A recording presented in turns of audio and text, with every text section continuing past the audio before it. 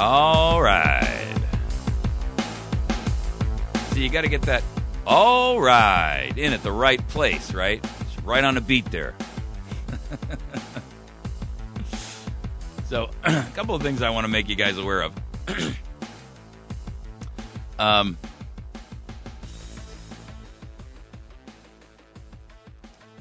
One, there's a brand new website out there called Patriot FB, and it's for Patriots only. It's kind of like a Facebook clone, and I've been invited by them to participate and to work with them to stream America's Voice Now live over their programming every day on that. So it'll be kind of like streaming on Facebook. It's going to be Patriots only, and you're invited to participate and join. There's a bunch of folks that have already joined. They've just put these servers up, and I think you'll find out that this is a great opportunity for you to meet like-minded folk without all the censorship that goes on Facebook and that kind of thing. So make yourselves available to that, or avail yourself of the opportunity. You'll be able to listen to AVN stream there on audio, and I'm working with them to try to do a video thing as well. We're just going to have to take it in baby steps, one step at a time. But I think the opportunity is there for you to participate in that. It'll give us another outlet where other folks who have not heard of AVN before can find us, and I'm appreciative and honored to be invited to participate in that. So tomorrow we will start streaming live. We're working out some issues today, technological issues, and we'll hopefully be streaming live tomorrow morning. Okay, I wanted to hit on this issue of a story that's in the New York Times. It's very interesting because there's very few things that I can point to the Obamacare regulations and say, well, that's a good thing. And don't misunderstand me, and don't think, oh my goodness, he's turning into a Obamacare supporter. Not hardly. Actually, there's some irony in this, in the sense that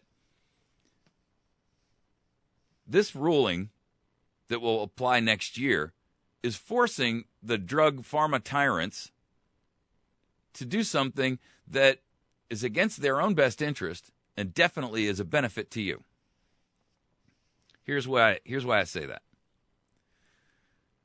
Drug makers pay doctors to promote and write prescriptions to you for their products.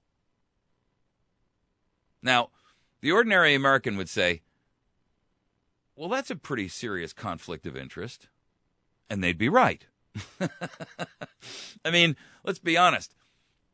If your doctor is receiving compensation to put you on a specific drug, it stands to reason that you got to question whether or not he's giving you that drug because that's really the right drug for you, or whether or not he's giving you that drug because he's getting a commission and a kickback on the back end of it. And I would posit to you that most doctors, if not all doctors, do this. Now, I'm sure there's a few out there who don't, but... Now, British drug maker GlaxoSmithKline has been the first to come out and say, we're no longer going to pay doctors to promote our products. And we're going to stop paying or compensation. We're going to stop compensating our sales force based on the number of prescriptions that doctors write. Now, why do I care about that, you ask? Well, if you've never been in sales, I can understand your question. If you've been in sales, you were not successful at it, or you wouldn't ask that question. Here's the way you got to look at this. If a sales representative is compensated based on the number of prescriptions that the doctor writes, what they're doing is the sales rep is going in there and saying, hey, this particular product we sell is good for everything from toad bites to frog warts to alligator amputations. Oh, and by the way, it's good for syphilis and gonorrhea too. You see, they're overprescribing drugs that are not intended for these things because the sales rep comes in and says, hey, while we were doing a study about this, which this drug is really for hypertension, we also found that, it helps you to lose weight. So the doctor says, oh, it helps you to lose weight? Okay. So the next time Fatty walks in the room, he says, hey, you know, you probably have hypertension, and by the way, this drug will help you to lose weight, so get on this one. The doctor gets a kickback. The sales rep gets compensated extra high because the doctor wrote another prescription. You get this, you get the cycle and the circle here, folks?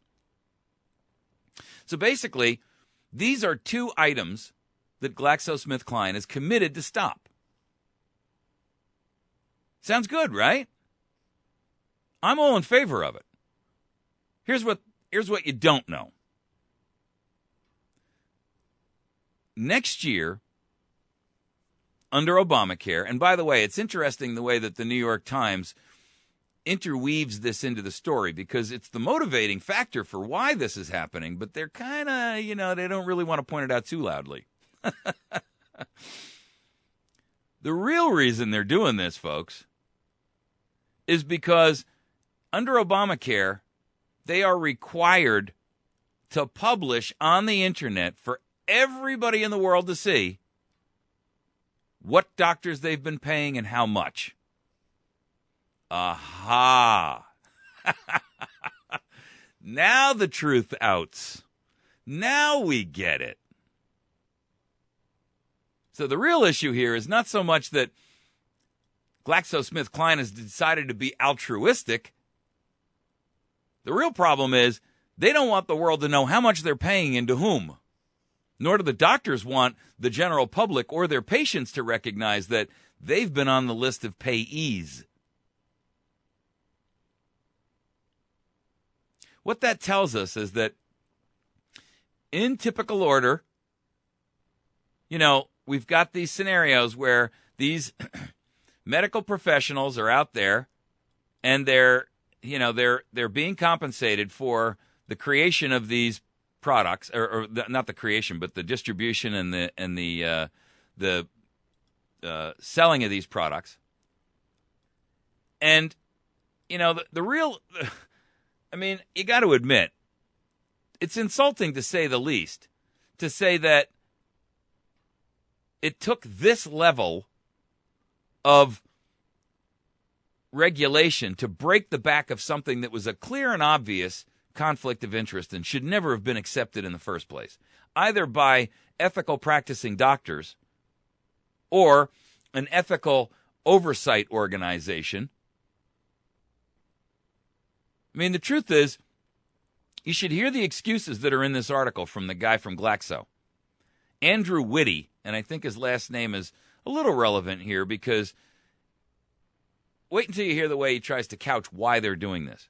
He says, we're doing this to try and make sure we stay in step with how the world is changing. Translation. We're doing this because if we have to publish this information and the world sees how much we pay in compensation and they see how much their local doctor is receiving from us, we're going to have a revolt and a riot on our hands. And everybody's going to wonder, why am I paying $3 or $9 or $20 or $250 per pill when you're paying the doctor $25 or $75 or $100 per pill to prescribe it? No wonder. I know, that was my translation. He goes on to say, we keep asking ourselves, are there different ways, more effective ways of operating than perhaps the ways we as an industry have been operating over the past 30 or 40 years? Ay, ay, ay, ay, ay. The New York Times prints this as if that's laudable. Well, there's another reason, by the way, that they're doing this. It's not just related only to Obamacare, although that's a major part of it. They've just been sued and found guilty, by the way, in China for doing the same thing. But over there was a penalty of $10.1 billion. No, I'm sorry. That's their sales. Excuse me. I gave you the wrong number there. There's been a penalty in China for them doing the same thing over there. I'll have to find that specific number of what their penalty was. They hide this in the article, you know. New York Times is great at this, boy. They really are wordsmiths. That's why you got to read this stuff with critical thinking skills and eyes, because I encourage you to read things like this because I want you to recognize that what you're seeing in the media is usually only half-truths. I mean, that is the truth.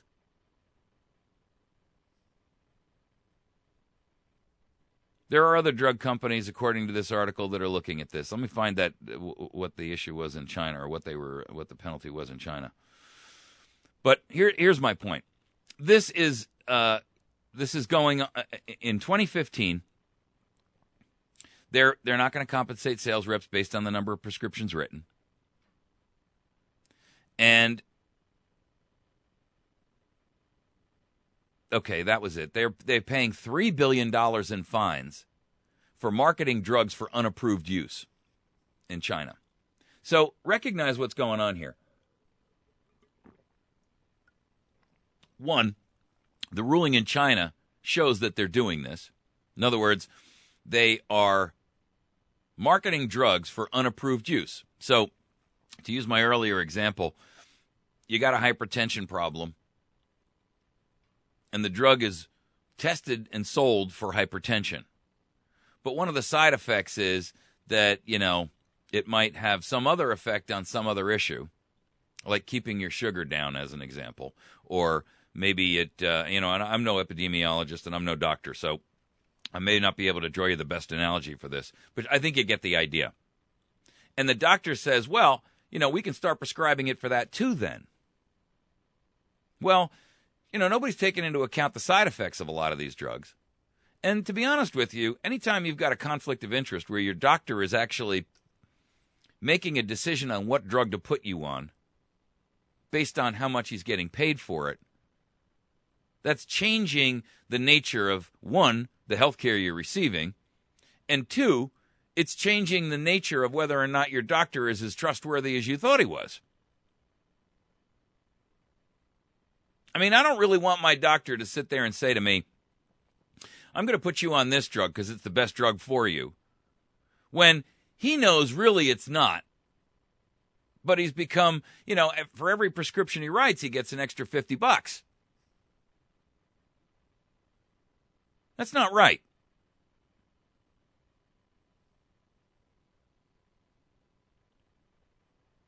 Now, they're also going to stop paying doctors to go out and speak to other doctors about the efficacies and the wonderful features of these drugs. Basically, what they do is they hold these symposiums, and in China, they were actually paying doctors to go to them. That's one of the things that they found in China was a problem. Here in the United States, that's prohibited. You're not allowed to do that. You can't pay for the doctor to go. So what they were doing, however, was paying a doctor to go stand in front of a bunch of other doctors and explain the benefits of this drug. And they were paying the doctor to do the speech. Very serious money, folks.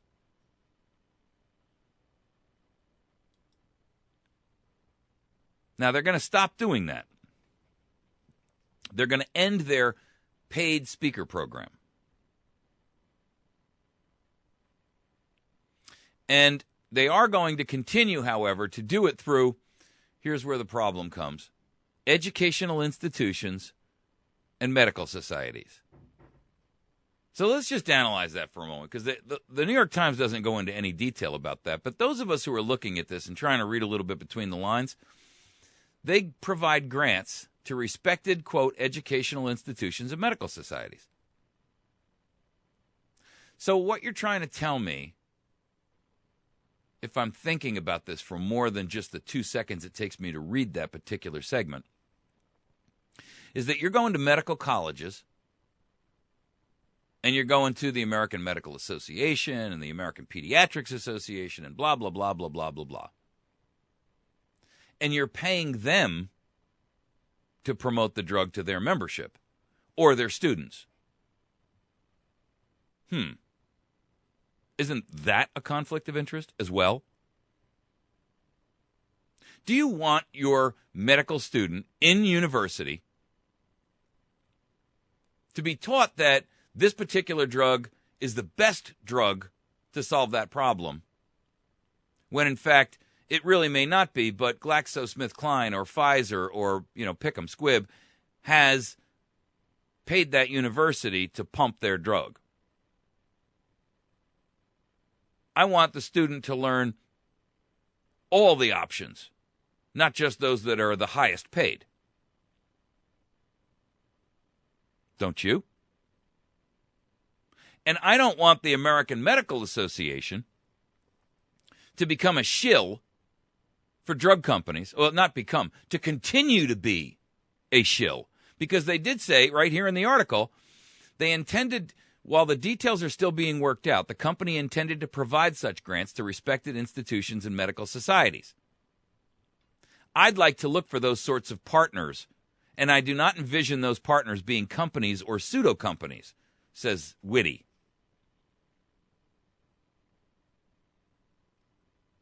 Well, the truth is, you shouldn't be doing that. I mean, your product should either stand on its own because it is so wonderful, or it shouldn't. But if you're paying people, and look, I'm just looking at this from the real world standpoint of somebody who doesn't already know and hasn't already spoken to you about the fact that the vast majority of these drugs have long-term ramifications that nobody's ever even considered. I mean, I did an interview recently with Collins, who is an ex-FDA investigator, and I got to tell you, the FDA, for the record, folks, doesn't have any of their own scientists. They accept GlaxoSmithKline, or in this case, or Pfizer, or any other Eli Lilly, or any other big company out there. They accept the research that they do, and that's what they make their decision upon. Which is kind of like, as I touched on in the earlier segment, the FISA court accepting the excuses that the NSA gives to them because the court doesn't really know whether to tell whether the NSA is lying or not. And the same goes for the FDA. Pfizer hands them these results. GlaxoSmithKline hands in the results of their testing.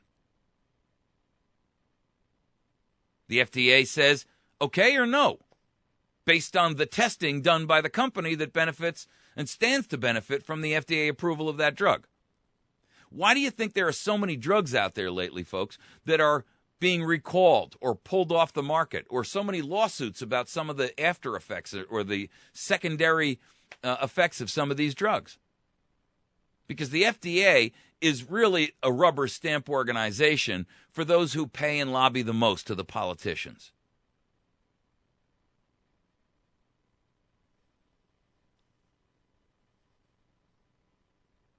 The truth is,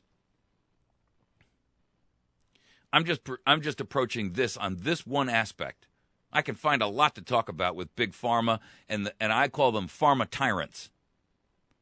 There's Pharma-Tyrants, there's Agri-Tyrants. Yeah. But the simple truth is that there is so much conflict of interest in all of these interactions that this should define for you what fascism looks like. How did he go there, you say? Well, fascism, as a political application, is a merger of corporate and government interests. And when corporations influence government to the point where their interests are aligned at the expense of the people that government is intended and supposedly designed to protect, then you no longer have a government of liberty. You have a government in tyranny. And this has been going on for a long time, folks. And it's not just agri-tyrants. It's not just pharma-tyrants. It's lots of these different organizations. The unions are in the same boat. They're influencing government to an extraordinary extent. Why? How? By lobbying. They pay congressmen to do their bidding. You see, what you have to recognize is that we've essentially become, our government has become an enforcement arm for corporatism. I used to have a blog called Corporatocracy because what we experience now, and that's why I constantly use the term fascism. We're not seeing socialism. We're not seeing communism. We're seeing fascism.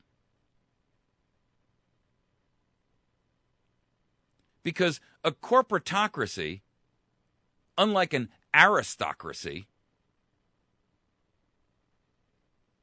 an aristocracy is hereditary moneyed folks that are it's more like a monarchy. But in this case, a corporatocracy is one in which our corporations pretty much apply, or I shouldn't say apply, pretty much determine what the laws are going to be and then pay government to implement them. And government implements them against you and your best interests. I raised that issue when I talked to you, and I posted this up on our Facebook page this morning, about how the House is out there swearing that they are going to pass immigration right after the election, or right after the first of the year, or once the budget thing is done, and right after the election registration windows are up.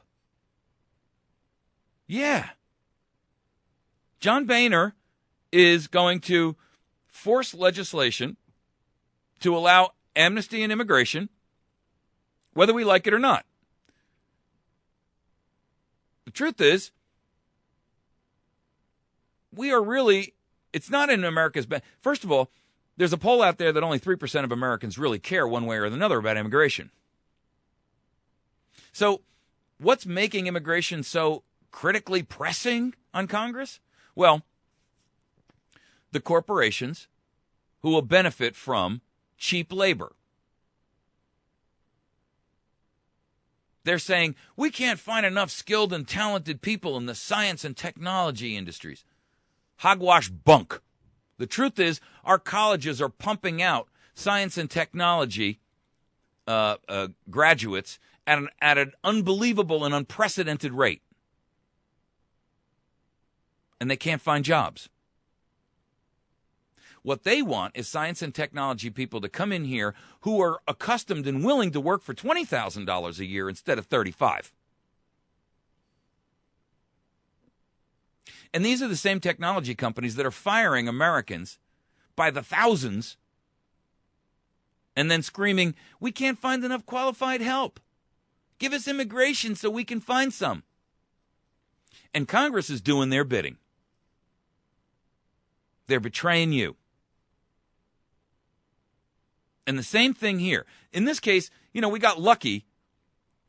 This Obamacare regulation that would force these people to publicly expose how much they're paying their doctors, to shill for them and write you a prescription that really you could be better served maybe by something else, was the motivator here. So this is the law of unintended consequences. It's an unintended consequence that actually benefits you in this particular instance. But the truth is, the vast majority of the unintended consequences that we experience every day from government are not in your best interest. They may be unintended to us, but from their perspective, they're fully intended.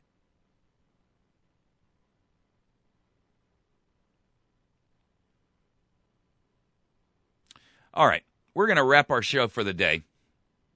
I want you to do yourself a favor and get a hold of the battery station over at 303 Washington Avenue in West Plains. You can get a hold of them at 417-257-7799. Kevin over there is a good friend of mine.